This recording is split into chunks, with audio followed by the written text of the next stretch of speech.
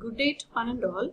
This is a module of group theory for chemists, and in this lecture we will see about symmetry elements. First of all, what is symmetry? Symmetry is an integral part of this universe and its creations. You can see symmetry in flowers and in every object the nature has created. As such, I think you would have conceived what is symmetry. It is a sense of regularity which you can feel when you see an object, right from a beehive to a rangoli, which we do it in everyday routine life. And now, how is this symmetry related with chemistry? Chemical molecules are very much symmetric most often, and the crystals crystallize themselves following a particular symmetry, and these are the class of compounds which are known for their symmetry. And of course, there are also the compounds in chemistry that do not have symmetry, like the case of proteins, but with respect to this group theory, we are very much related to symmetry concept in chemistry. Now let us reflect for a moment and try to clarify the concept of symmetry in our mind. The symmetric is some regularity which we see, and the asymmetry is a irregularity. Now on this basis, let us try to categorize these molecules as symmetric or not.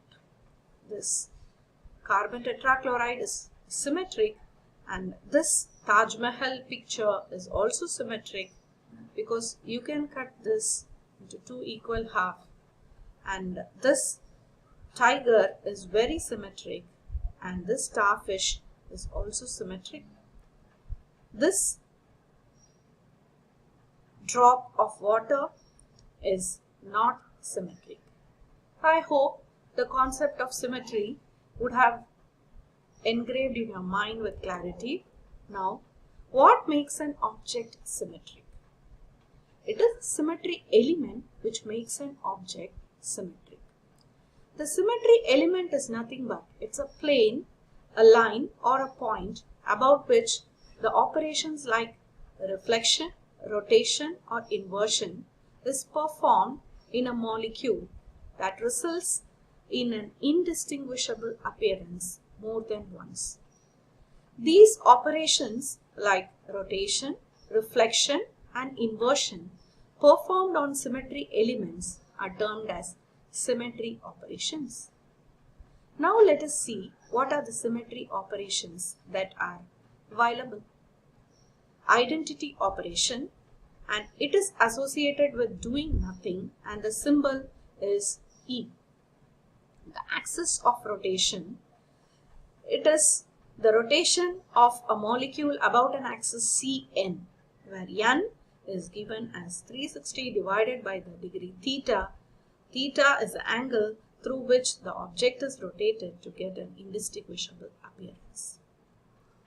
And this angle, this axis is called a Cn axis. Then we have plane of symmetry, whose symmetry operation is reflection, and it is represented by sigma. Improper axis of symmetry, it is a rotation along the Cn axis followed by reflection in the plane perpendicular to it, and is depicted by Sn. One more symmetry element is missing in this table. It is nothing but center of inversion, and the symmetry operation is inversion, and it is represented by I. Now we will see these symmetry operations one after the other. The axis of rotation or rotational axis of symmetry. It is the axis through which, when the molecule is rotated, an indistinguishable appearance is obtained more than once. For example, consider the case of water, in which you can imagine an axis at this point through which, when the molecule is rotated, an identical appearance or the indistinguishable appearance is obtained. As the angle is 180 degree, angle of rotation is 180 degree, the axis is called as C2 axis of symmetry. It is more clear through this image. Now, this particular molecule is having C3 axis of symmetry because it rotates through an angle 120 degree to obtain the indistinguishable appearance. Similar is the case of this molecule, which also exhibits C3 axis of rotation. I hope we are clear with this axis of rotation. Now let us pause for a while and test our understanding, and let us try to identify the axis of rotation in these molecules. When you see the case of this first molecule, you can see that an axis at this point is the axis of symmetry, and it is called a C3 axis of symmetry because you get an indistinguishable appearance after the rotation of 120 degree. So 360 divided by 120 is going to be 3. So this axis is C3 axis of symmetry. Next, in this molecule benzene, this axis at the center is the axis of symmetry, and it can be designated as C6 because you get this axis, the rotation about 60 degree gives an indistinguishable appearance, and so this axis is called as C6 axis of symmetry. And for this molecule, you can see that this is an octahedral molecule in which this axis is C4 axis of symmetry because you can see that the molecule appears as the same by rotation about 90 degree along this axis. I hope we are clear with this axis, and apart from this particular axis, we can see other axes in molecules. So, in the case of multiple axes, the axis of highest order is the principal axis, and it is generally assumed in the z-axis away from the plane of the board or the computer. In the case of benzene, which we have seen earlier, we have identified a C6 axis of symmetry, and apart from this C6, we can see other axes like C2 axis 1, 2, 3 and another 6 C2 axis of symmetry. So these C2 axis of symmetry are called as secondary axis. Similarly, in this molecule of BF3, you have a C3 axis and you have another 3 C2 axis that is lying in the same molecule, and C3 axis is the principal axis and C2 axis are secondary axis. I hope all of us are familiar with the primary and secondary axis of rotation, and we can just verify our understanding by solving the primary and secondary axis of these molecules.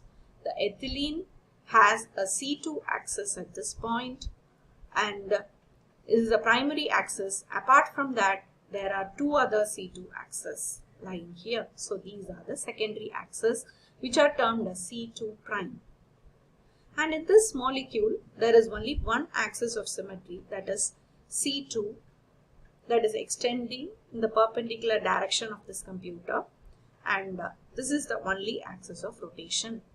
There are no other secondary axis of rotation. And in this molecule, there is again only one axis of rotation, that is C2. And now, let us go to the second symmetry operation, that is plane of symmetry. It is a plane of symmetry is any plane that cuts the molecule into 2 equal halves such that one is the exact mirror image of the other. To understand this better, this picture will be of help. and you can imagine a mirror here, and the molecule is the exact reflection of the other.